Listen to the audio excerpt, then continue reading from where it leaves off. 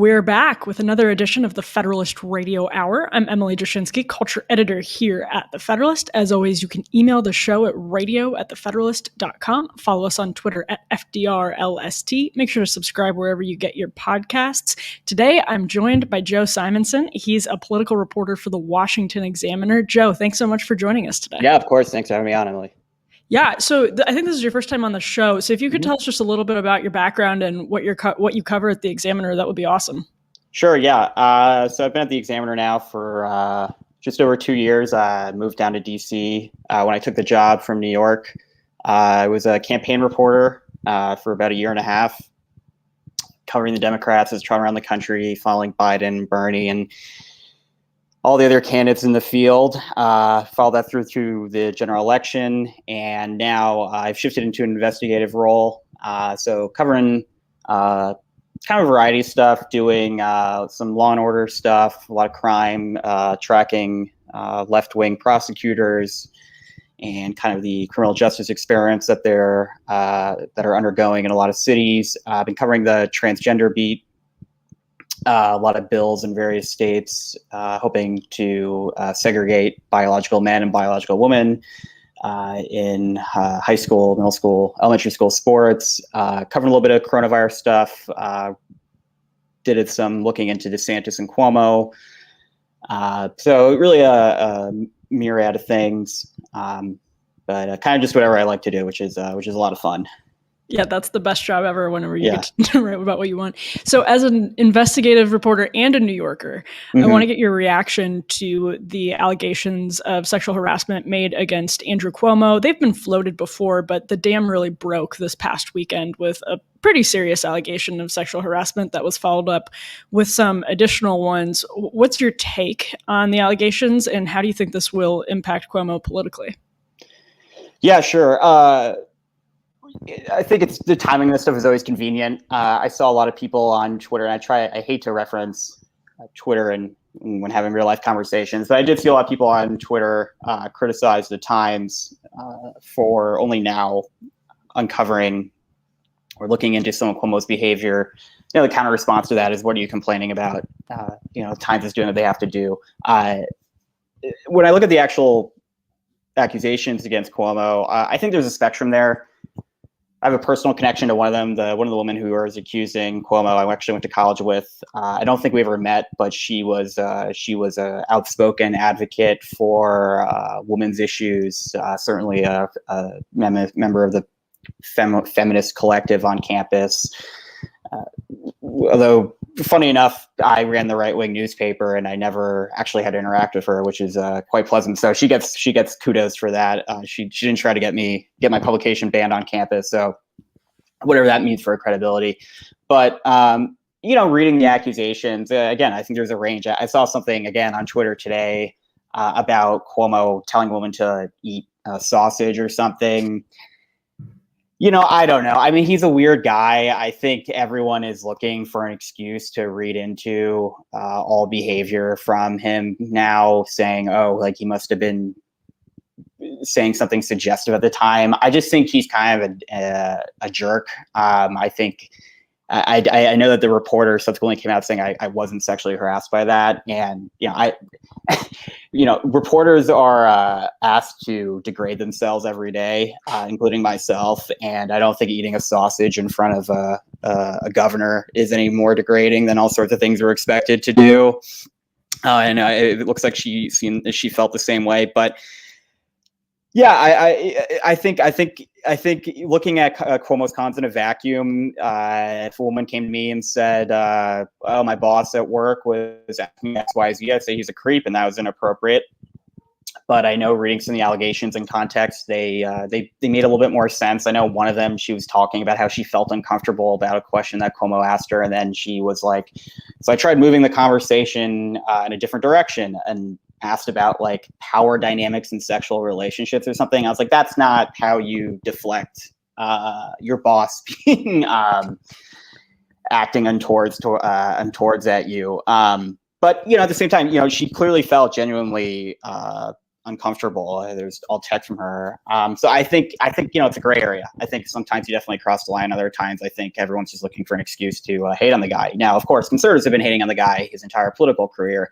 So I understand the frustration there. Obviously, the nursing home scandal is the most serious allegation. I kind of look at the sexual harassment stuff as like that's what it takes for Democrats to really turn on a guy. And I think that's just ridiculous. The nursing home stuff has been known for months and months and months and months. And I guess if it takes sexual harassment to take any sort of political action against him, fine. But that is by far the more disturbing thing to me. Yeah. And I mean, given that there are potentially, and by some estimates, close to 10,000 deaths, some 9,000 deaths involved in that decision, it seems obviously like that should have been a higher priority for a lot of people on the left and a lot of people in the media. I actually saw somebody re-up one of those just disgusting Randy Rainbow Cuomo sexual viral videos from like last spring or last summer. What is that? I don't even know that. Randy Rainbow? Yeah, he's like a resistance comedian that does just like awful boomer fodder. It's not. That's an oxymoron, resistance comedian, but yes. Yes. Okay. So what, he wanted to have sex with Cuomo? Cuomo-sexual, right? He was identifying himself as Cuomo-sexual, and that was like he wasn't the only person to do that. I know that. Yeah, and it's just sort of like, why do you think it was? Do you think it was just the aesthetics of Cuomo's daily pressers that protected him from the due skepticism of the press back then? Because it is sort of strange to look back on how fawning the coverage was. He had a nightly slot to just yuck it up with his brother on CNN. Yeah. Essentially, why do you think it was that he was sort of initially protected? Is it just pure partisanship, or was there something else going on there? Yeah, I mean, I don't want to get into I want to psychoanalyze members of the media, but the father figure of Cuomo at the time, I think, says a lot.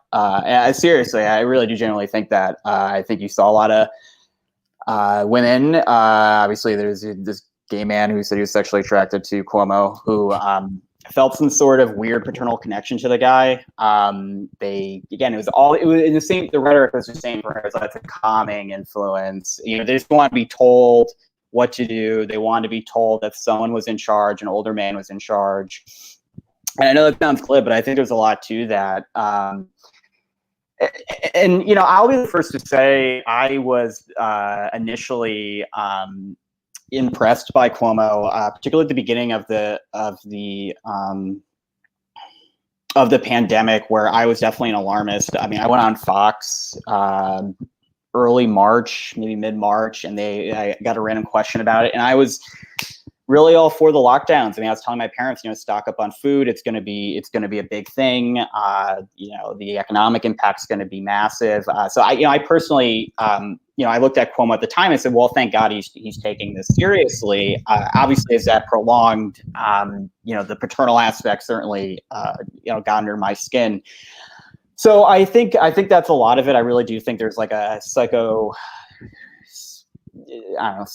or psycho explanation for a lot of it. And again, quite explicitly, as you just mentioned. I mean, these people were openly saying, I want to have sex with this man because he's giving a fucking PowerPoint every day. But aside from that, I was talking to someone else, and I think that basically much of the press, obviously are partisan. Obviously, we're going to side with a Democrat, or we're going to point to various Democratic leaders as, the hope during the Trump years and all that. But I think a lot of it was, if a lot of the media looked at, they saw a crisis in this country during COVID, but I don't think they actually saw COVID as a crisis. They saw the real crisis as President Trump. And so they were willing to turn their attention towards various Democratic leaders and say, look at how terrible things are, look at how awful things are. There's an alternative. There's a whole other political party that's taking this seriously, that's implementing steps that we endorse. Obviously, the press endorses lockdowns. They only are now talking about schools reopening a little bit. But I think that was a lot. I think ultimately, if you were to ask, like, well, what's a bigger crisis, COVID or Donald Trump? They would all say Donald Trump. And I think the context of all COVID coverage has to be analyzed stemming from that, if that makes sense. So again, yes, COVID is this terrible thing. What COVID highlighted to the media was just how bad Trump was. Not that people were dying, but just what they would say, his incompetence or inability to govern. I want to get your perspective on something else as a New Yorker, perhaps a former New Yorker, which is the Donald McNeil saga continues to unravel at the New York Times with McNeil, who was fired over a Daily Beast story that alleged he used the N-word and was dismissive of concerns about cultural appropriation on a student trip that the Times did to Peru, a really expensive student trip that the Times did to Peru years ago. And his defense is perfectly fair, which is that he used it in the context of a student asking him about someone else's uses of it. And so it was kind of like the classic, Huck Finn debate in schools of whether they should ban that book. But he has now taken to Medium to pen a 4-part series that explains from his perspective exactly what happened. And it's a really fascinating look inside the human resources department of one of the world's premier allegedly media outlets. And how this sort of millennial freak out ensued. And I want to ask why you think it is that you have a Pulitzer-nominated journalist like McNeil for his coronavirus coverage, someone who's been at the Times since he was, in his own words, a copy boy in the 70s. Yeah. Why is it that there was such a fervor to oust him over this when he had done so much good work by their own perspective, nominating him for a Pulitzer in the past year? Sure, absolutely. I think you mentioned the human resources department at the New York Times. The New York Times is a giant human resources department, right? I think virtually half of the younger staff there views themselves as kind of a custodian of conduct, not just at the New York Times, but of personal conduct virtually everywhere in this country. You see in their exposés about, the right,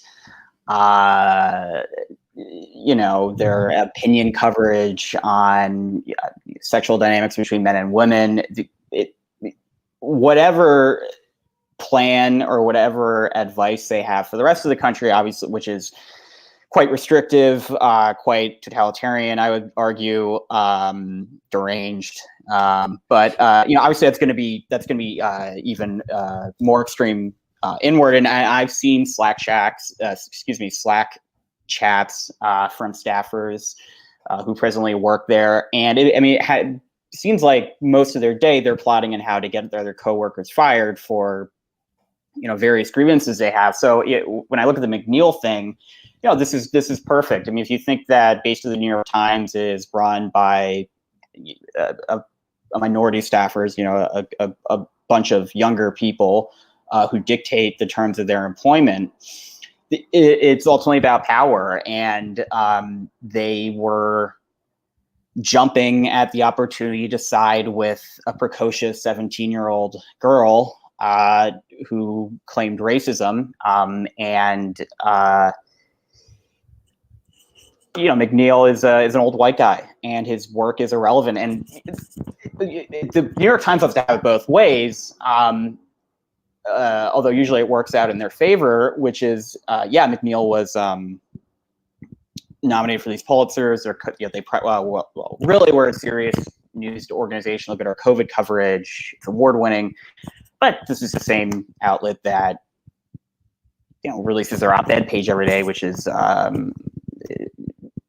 just insipid. And also, obviously, is publishing the 1619 Project, which did win awards, but through much controversy and through much revision after the fact. And so this idea that these people who are responsible for the 1619 Project, who endorse the 1619 Project, who people at the New York Times probably want to do their own 1619 Project, whatever that may be, don't view this guy's work as anything more valuable than what they're doing, and probably less valuable. I mean, where's the rate? I mean, I don't recall McNeil. I don't really read the New York Times anymore. I've made it a point not to, but I assume McNeil has touched on the racial dynamics or whatever of COVID-19, but I doubt that was the focus of of his work.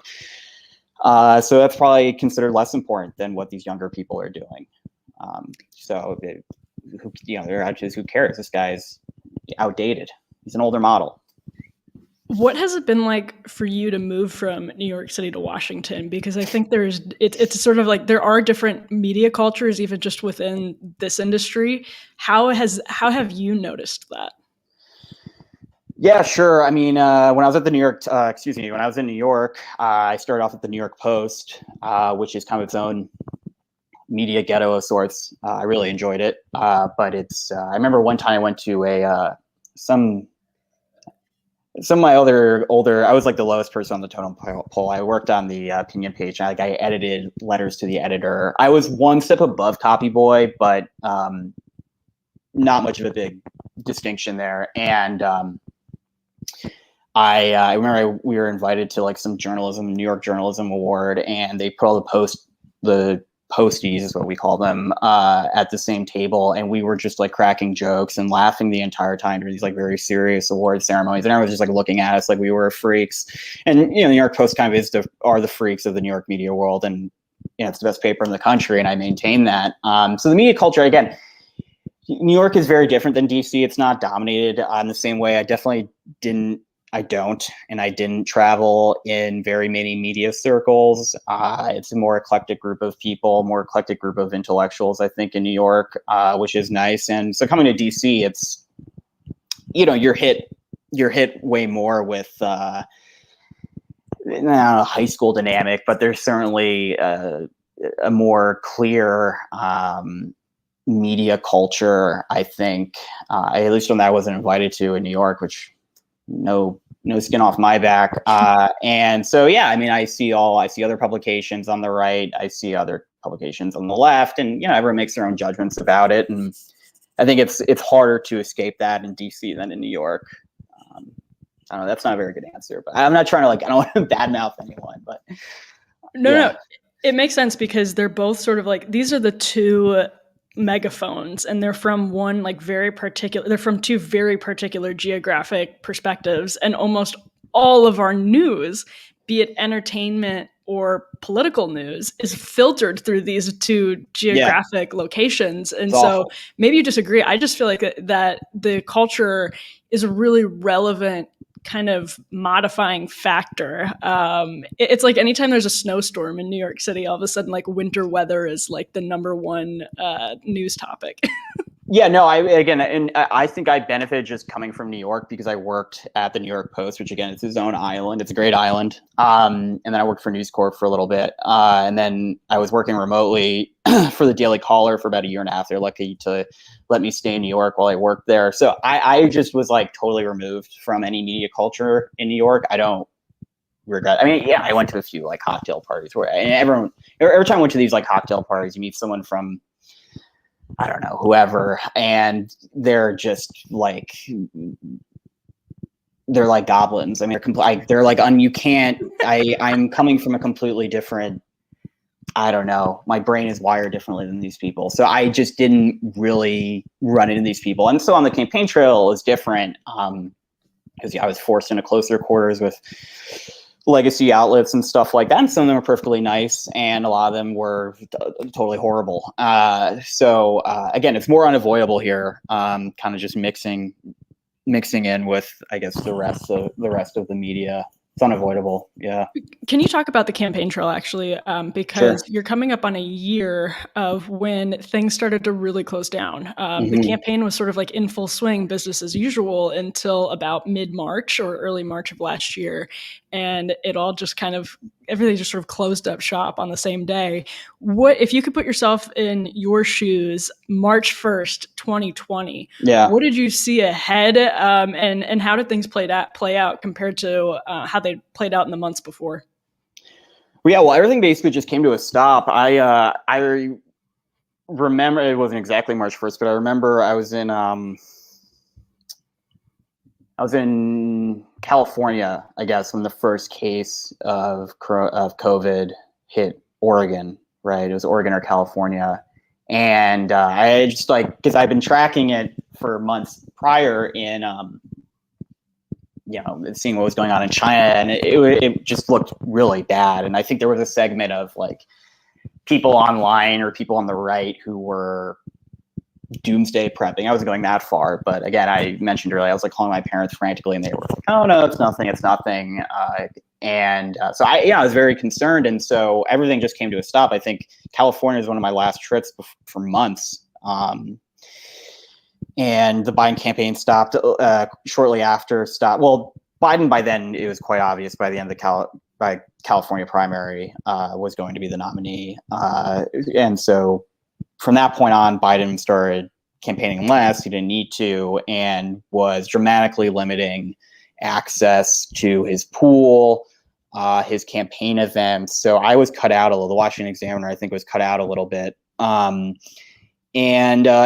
think the dynamics of the campaign just changed completely. Obviously, I saw that. I saw that happen, and I was always pretty bearish on Trump's reelection, but I thought this is going to be a big problem for him moving forward. I saw someone from the New York Times comment recently about how the hiding Biden thing was the most, or the lack of briefings is the most fake controversy on the campaign trail. And I just think that's a ridiculous statement. The guy still hasn't given a public press conference today. And you're starting to see some of the press getting concerned about that, which is, again, just a continuation of his habits on the campaign trail. And of course, the press is going to say they didn't mind, or they thought it was a fake controversy. Because the ones who were saying it wasn't a controversy were the handful of 10 maybe people, literally 10 people who ever got any access to him from April until November. And their guy won. So any controversy that didn't end up hurting Biden, which would have meant he lost, was fake to these people. But it was obviously very troubling behavior. It remains very troubling. It leaves people to understandably think there's something going on there with his own health, his own capabilities. So, yeah, again, just to answer your question, everything changed very dramatically. And I think, again, with him Biden not doing press conferences, with press access already being an issue, Biden not releasing travel logs, stuff like that, this is all predictable.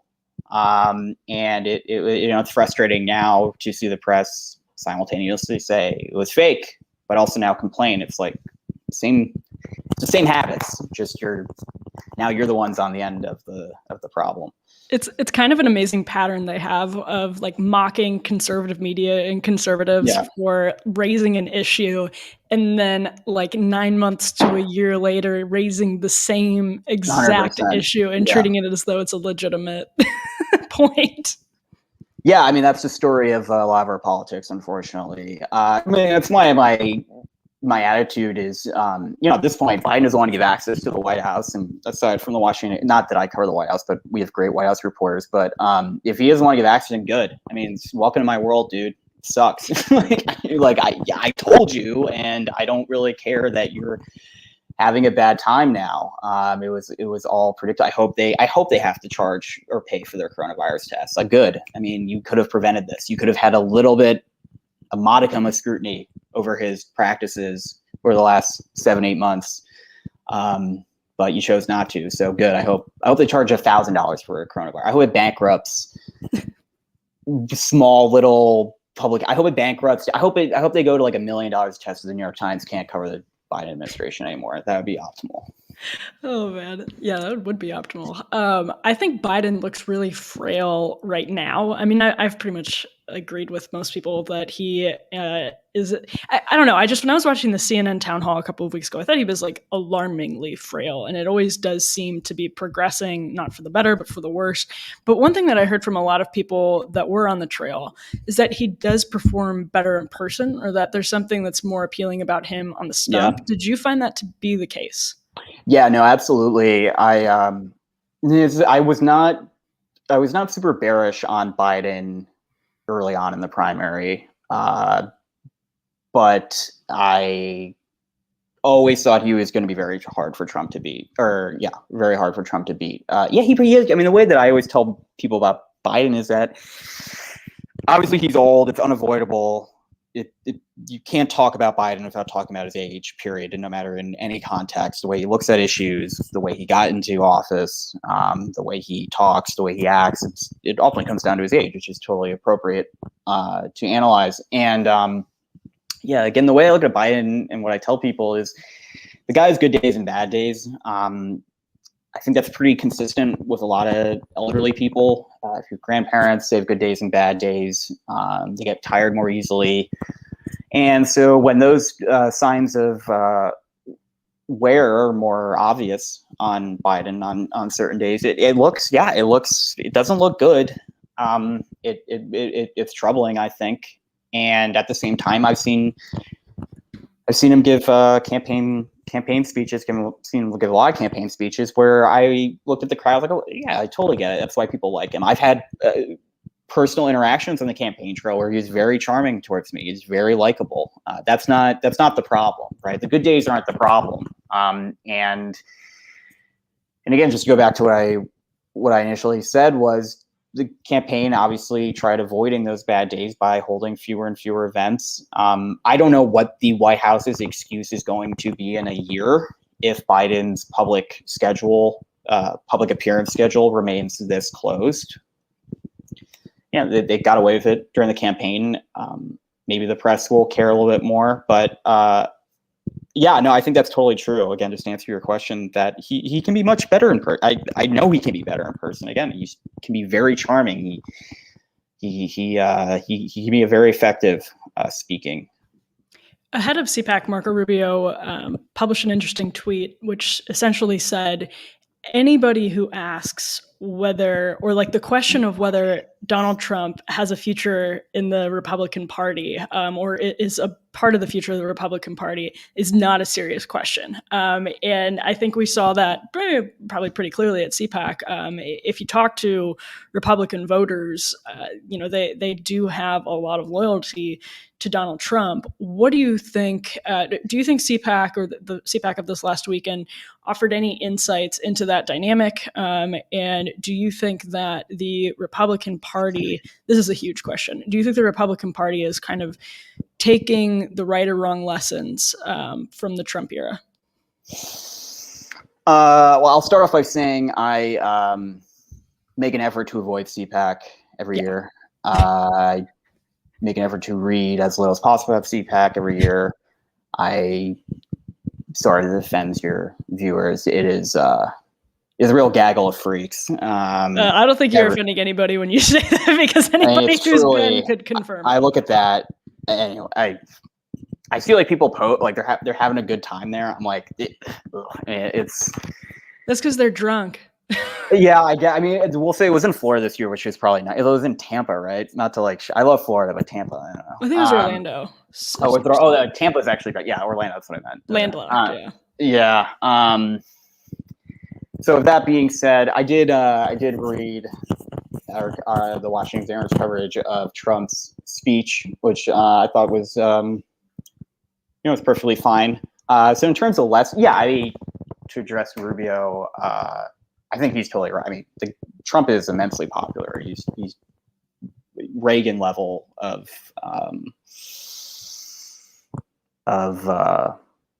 again popularity among the GOP rank and file, among the grassroots. I think for pretty obvious reasons. I think for Republican voters, pretty good reasons. So he's obviously here to stay. I think the difficulty. I think it's very fashionable for smarter or even at least younger people on the right, or people who are interested in Republican Party politics, do not want to start over, which I know there are a lot of people, or at least an outspoken minority of people who say that, who want Trumpism without Trump. That obviously the name is oxymoronic, but and seemingly self-contradictory. I think that's going to be the real issue. I don't know what that looks like. I don't know. I appreciate a lot of the policy stuff that comes out of kind of right-wing intellectual networks, whether it's like the Working Class Coalition messaging, the industrial policy stuff, the economic populism stuff. I think that's all very interesting. I don't know what, again, that looks like under President like Kristi Noem or something. I don't know what that look. She seems to be kind of a folk hero among certain type of Republican voters, and I understand why. The lockdown stuff, I think, will be a huge impetus or a huge. The lockdown stuff will certainly be a rallying cry, I think, for a lot of Republican voters. But again, I don't know what that looks like. I don't. Trump. Sure, Trump spoke towards industrial policy. There were some things in his administration that gestured towards industrial policy, but that's not what voters liked about Trump, really at all. So I think it's very hard. I don't have a really good answer for that. I think Trump is going to remain a player if he doesn't run again in 2024. He would obviously get the nomination, no problem, and that's going to be very attractive to him. But I think it's hard, and I know a lot of people very well who work on these efforts to move beyond Trump while retaining what they think is the ideological shift that took place under him. But I think it's a very hard question. I think there are a lot of honest people who would tell you that, despite thinking there's a real opportunity there. And there's plenty of like cynicism. I know Nikki Haley, one day she's condemning Trump, the next day she's begging to, play around a golf with the guy. I think that's, there's enough mockery of that not to say anything more. So it's not a very good answer. That's kind of my thoughts. No. And you said something in particular that I think is really interesting, which is that, voters don't necessarily want an industrial policy. That's not exactly what they liked about Donald Trump. It's not so much NAFTA as it is, the way he was approaching the media and the way that he was approaching, it's not even like the culture war isn't even the right term for it, because that itself also has policy implications. And so I think it's like a disposition. It's an aesthetic. Yeah. It's what's the best way? It's an attitude, really. Yeah, absolutely. It's absolutely an attitude. Like I said, it's an aesthetic. I think the media stuff was like huge. The way he beat up on the media, I think that was something that Republicans have been dying for like decades. If you think about the way Republican voters view the media, there's plenty of data to back that up. Mitt Romney didn't cut it in 2012. That's not why maybe he lost. I don't, reasons why he lost. But certainly media was no friend of his. And I think a lot of people, when Romney lost, Republican voters looked at Romney's loss and said, well, that was, maybe it took a few years, but that it was inevitable. The guy let the media walk all over him. I don't know that would have changed anything if he was a punchier. It's not in his personality to do that. But I think Republican voters have real grievances against the media, and I think that those grievances are expanding beyond just the media to various institutions in this country that they believe are more or less conspiring against them quite openly. And Trump was this figure who called that out, maybe not artfully, maybe not articulately, but I'm not going to pretend he was speaking for the working class or speaking for whatever, but he was speaking for a kind of Republican voter, and there's millions of them, who found it very refreshing and inspiring to see someone do that. Having been traveling, what do you think? This is a really dumb question. What do you think about QAnon, both the media's obsession with it? Well, first of all, who is Q and is it real? No, I'm kidding. What do you think about the media's obsession with it? And what do you think about, I'm just imagining that as you're talking to voters, you encountered the deep level of distrust, of institutional distrust that is pervasive. So what do you think? Do you think it's a perfectly sort of understandable thing that people are drawn to when they've been failed by their institutions over and over again? Or do you think that it's just actually much smaller than the media makes it out to be? What's your take, having kind of that perspective of talking to so many voters? I think it's Yeah, I think that's a good question. I think it's a hard question to answer. I'll modify the question slightly to the Stop the Steal movement, which I think is obviously much more popular. That's actually that's a great point. And I have to answer this delicately. I've written for our magazine a few pieces, and I've talked about this, that I am sympathetic to GOP claims of voter fraud, not because I looked at a bunch of data from counties in Pennsylvania or Detroit or whatever and said something doesn't add up here. I'm not literate enough to decipher anything from those numbers that people throw around, and I don't think a lot of people who are throwing around those numbers are literate enough, and I've seen plenty of smart people debunk whatever numerical evidence there was of voter fraud. So I when I say I'm sympathetic, I am sympathetic to the idea, and I've talked to voters who have said this, that they weren't going to let Trump win re-election, that institutions and various bodies, powerful bodies, had a vested interest in stopping Trump from winning re-election. And I think that played out in various insidious ways that had nothing to do with dumping ballots in Atlanta or whatever. I think it was the most glaring examples that people on the right talk about, the New York Post stuff. I think big tech's interference, quite obvious, plenty of instances.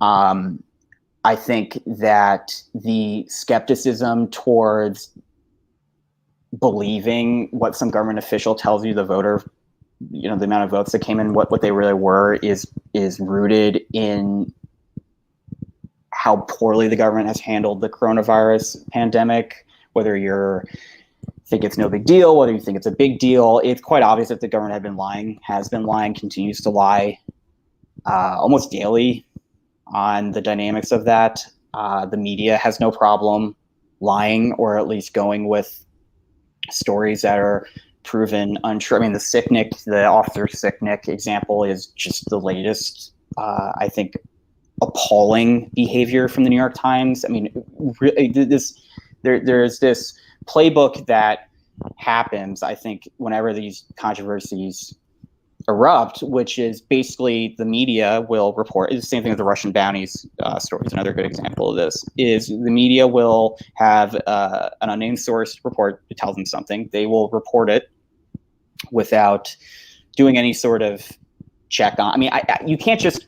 I don't do this. You can't just report something someone tells you unless they give you real evidence of this. And my understanding of the New York Times is that some guy, Capitol Police, who had a vested interest in making the rioters at the Capitol look bad, because the Capitol Police response was appalling that day. All that could have been stopped if there was a robust response from police, and we can go into why that happened or whatnot. But anyway, so they tell the New York Times, well, our officer was killed by a fire hydrant. It was beaten to death. No one saw that. No one. You would think that would be. There's so much footage of that day. There's no evidence that happened, but they report it as such. And what happened from then is the New York Times ran with it. That entered the congressional record during Trump's impeachment, second impeachment hearing, during all sorts of deliberations on the House floor after the Capitol riot. And it was used as an excuse for other government agencies, for Congress to call on investigations into right-wing extremists, domestic right-wing extremists. It was used in the media to libel supporters of the president. It's why we have all these National Guard troops, had them everywhere, why we had all the fencing, in part, at least, is a very big reason why. And they were quite explicit in that. They killed a cop, they killed a cop, they killed a cop. How many times did you hear that? And so you just have this echo chamber effect where the press reports something wrong. Partisans in government jump on that, use that wrong reporting to justify their response to something, and weeks later, the New York Times silently updates the story. Never happened. Oh, and so when you look at incidents like that, I realize how do I tell some guy in Western Pennsylvania to trust the process on anything? Doesn't mean they're right. Doesn't mean that Trump secretly won, but the government, the media has been wrong. And the polling, for example, I'll finish my rant after this, but you look at the polling was totally garbage again, totally garbage. And I fell for it. No, I still, like I said, I was bearish on Trump, but I fell for the polling, so there's no way. And then after the election, they did these interviews of all these polling experts. I think there was one at like Emerson, which is supposed to be one of the gold standard polls. And they asked, what the fuck did he say? They asked him, like, well, the New York Times asked him, like, why was your polling off? And then he said something about how, like, well, it's not our fault. It's just that Trump voters hate the media and polling so much that they don't trust us. It's so hard. And he said something about like white supremacy or something in his response. And so at some point, do I look at Emerson points that he just made another mistake, or was this deliberate? Was this actually meant to hurt turnout? I don't know. Again, that doesn't mean that Biden stole the election, but it certainly means that people have a lot of reason to believe that. Yeah, that was a really telling and gross exercise in victim blaming when the polling experts turned around and blamed Trump supporters for not wanting to. We don't hear from these people anymore. I haven't seen a fucking poll in like weeks. There was like no polling for the special election in Georgia at all. There was literally some, but there's been like, just no polling on anything. These people are just like scurried under the carpet. You don't hear from them anymore. Like they're just gone. It's like, and they don't admit they're wrong, but it's like they only come out to give the right bad news. You know what I mean? Like they don't. There's all sorts of things I would love to see polled right now. It just doesn't. I I haven't seen a Biden, and this is probably my own. I'm not pretending I see all polls, but there just seems to be fewer Biden approval polls than there were under Trump. Every week we were getting one under Trump. Maybe people aren't sharing them in a lot. Maybe they aren't being written up a lot. But I just don't see a lot of polling on anything anymore, and I think that's really odd. Yeah, it is. And the way that polling is used to sort of confirm leftist priorities and political ends, it's been like really pathetic to watch. Yeah, no, absolutely. It's totally single. I can't say that I view so much of academia's research or the scientific community's research as virtually a weapon to further ideological goals, and not say the same thing about polling. It can't be immune. It can't. You see the Harvard Journal of Medicine saying we need reparations for, to stop COVID spread or something, or a million other initiatives. And I'm just supposed to assume that polling is immune from those same biases, particularly when they get something wrong right after, they just start falling into these ideological tropes. It's impossible. It's impossible to separate it. Something interesting to me is that we've seen the legacy media try to elevate people like Adam Kinzinger and Liz Cheney, who, if they're speaking their principles, that's fine with me. But we've seen the media kind of elevate them to these positions of import in the political discourse. And do you think that they are representative of a sizable demographic at all? And do you think the media I don't think they're necessarily purposefully inflating the importance of people like Kinzinger to create a self-fulfilling prophecy. I don't think they're like that clever, but I do think that they're just kind of ignorant of the types of, do you think it shows their ignorance of the Republican Party, or how do you interpret what they're doing with these guys? I think it's largely cynical. I'm Kinzinger. The guy definitely speaks for someone. I think that when Kinzinger talks about, a new Republican Party, he obviously has allies in media, both on the left and right.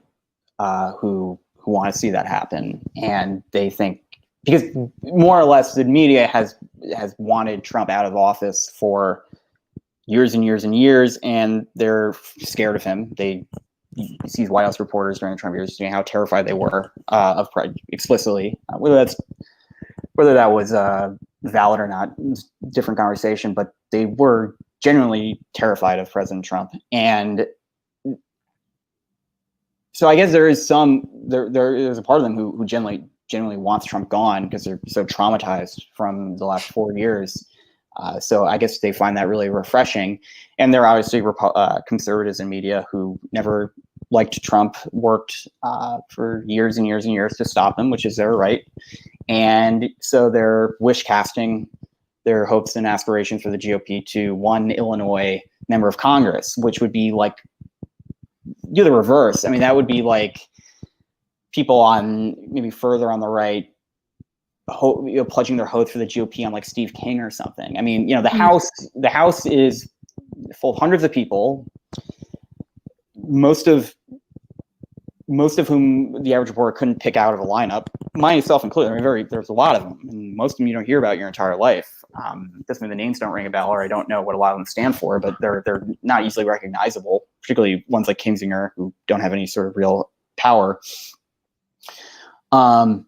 But I mean, I think a lot of it's just obviously cynical. I mean, anything to keep Trump in the news, anything to beat. There's always something wrong with the Republican Party because they don't agree with Democrats. So there's always some sort of like structural issue that needs to be remedied. And people like Kinzinger I'm sure he's sincere in his beliefs, but he knows that he's going to get a lot of face time in legacy media by pointing out those issues.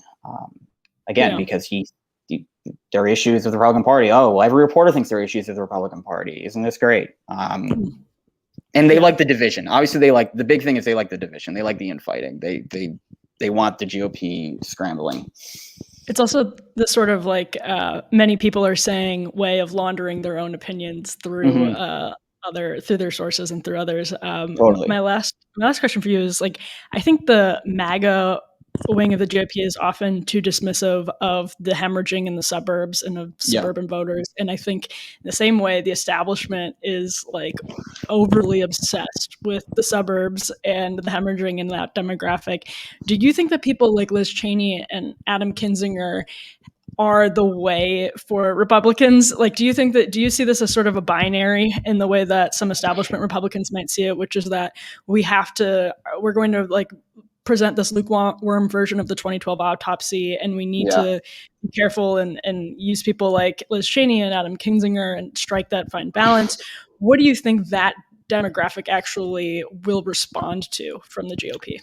Yeah, that is a good question. I agree that the GOP has I agree that the GOP has very large problems electorally for a variety of reasons, one of which obviously is this suburban voters.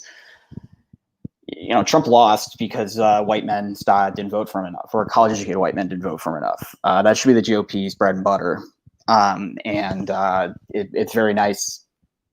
I think it's very nice for a certain narrative that Trump did well for with his better with Hispanics and with black voters, which I think any political party should be happy that every type of American is voting for them. I'm not saying that, but with that narrative, and I've written about that narrative, and I do think that the 2020 results offered a real path for the GOP going forward. But that leaves out, like you said, the glaring problem of suburban voters. And so, Liz Cheney, I don't know. I mean, Liz Cheney, there's no reason for me to believe that Liz Cheney can win suburban Philadelphian voters. She doesn't live there. She's not from there. She is a member of Congress in part because of her last name and from a smaller state that's very different from states that the GOP needs to win. And so I don't think attacking, people say like, well, we need to win back the suburbs. I don't know if attacking Trump is the way to win back the suburbs. I haven't seen any, I have no reason to believe that. Liz Cheney is the future for some people in the GOP because she's attacking Trump. And that isn't a governing platform. That is not a suburban outreach initiative in any serious way. That's not a real policy issue in any case. And it's not something that's up to her, whether Donald Trump is around or not. So I don't know who can help win back suburban voters. Maybe Liz Cheney can do that. I don't have any reason to believe that as of right now. She's not structurally in a position to prove that either, unless she decides to run for president and wins the nomination. I don't know who the Liz Cheney is of suburban Philadelphia. I don't know who the Liz Cheney is of Wisconsin or Michigan. But I think it's a very odd example to point to. Just say, well, maybe she has the plan. I don't have any reason to believe that. She's not even a senator. I like your point about it. It's sort of like, from the media's perspective, it's anything really to keep Trump in the news. And that's why they still cover January 6th constantly, every single day. And as tragic and disgusting as that was, we are 7 weeks removed from it at this point. And you turn on MSNBC at any given moment, and you're likely to see footage of the Capitol riot, even now in March. Yeah, I mean, it's very disturbing. I don't want to get too much into my own opinion about the whole day. Again, aside from the facts, which there's been clear manipulation of the media by at least some government officials to provoke a certain response from the media and from lawmakers. And it's worked so far. It's worked very well. Whoever gave the New York Times that story on the fire extinguisher got what he or she wanted.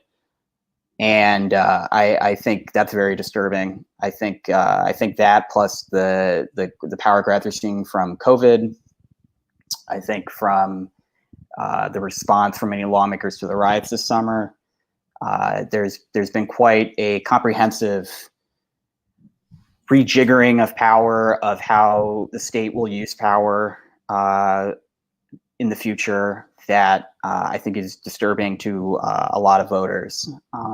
It's pretty remarkable to watch cable news and see that. I think everything is going according to the plan of some people. And again, I don't want to sound like it's not like there's a group of people conspiring to we want this and that. But there are, again, the Sicknick thing is exactly. I mean, that was just not a true story. It was an erroneous. There's no fire hydrant. It's just an erroneous piece of information that got a lot of distance. So my last question, there was when Rand Paul questioned Joe Biden's nominee for, I think, assistant HHS secretary last week. Rachel Levine. Rachel Levine, right. It sort of spawned this conversation about how, I mean, we've done whole podcasts on this, I've written many articles on this, but how conservatives are starting to, and the Republican Party more broadly, is starting to embrace the trans issue as something that's politically expedient. And that's a really interesting take to me, because I think it's true, but it's also sort of like this meta point when actually it's because, I mean, the focus is because Democrats are trying to push this radical piece of legislation. What's your take on how Republicans have handled trans issues in the last, I mean, we saw Kelly Loeffler, literally an establishment Republican, running on, opposing the Equality Act in Georgia. What's your take on how Republicans are handling this issue and on that whole conversation about whether it's rooted in politics or principle? Yeah, I've actually reported a lot on this. I've had a bunch of pieces on the transgender issue, whether it's high school sports or gender reassignment surgery or treatment, gender affirming treatment for minors. I thought the media reaction to Rand Paul's comments were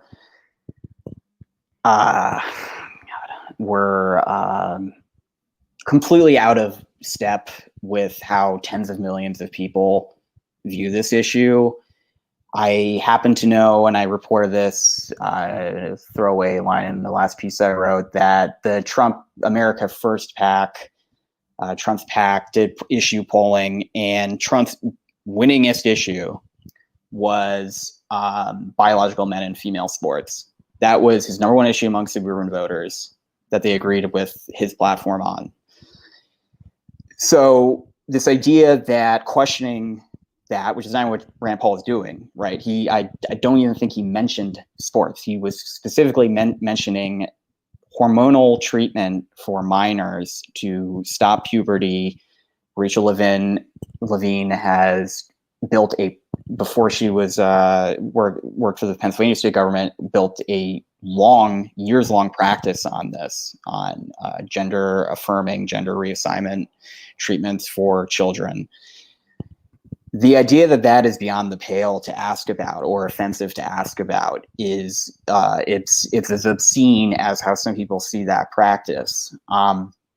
So that was the first time, and I was talking to someone about this for my piece, that I've actually seen a federal lawmaker really publicly talk about it, really grill someone about it. Again, a practice that not just GOP activists, but again, I've interviewed them, members of the medical community find extremely dangerous. This is not settled science. The drug that doctors prescribe children who say they're transgender to reassign their gender, to stop puberty, what have you, has not been cleared by the FDA for that use.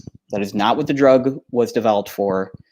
I'm drawing a blank on the name now, but again, you can read my piece. But so this is not like, it's not even like abortion. You know what I mean? It's not even like abortion where you can debate the morality of it, but it's generally considered safe for the woman, the pregnant woman. And it's just a question of like ethics or morality or whatever. With transgender therapy for children, this could have horrible implications for these kids. Cancer, obesity, brain development issues. It's experimental at best. There's not been very much research on it. The research that the left parades around,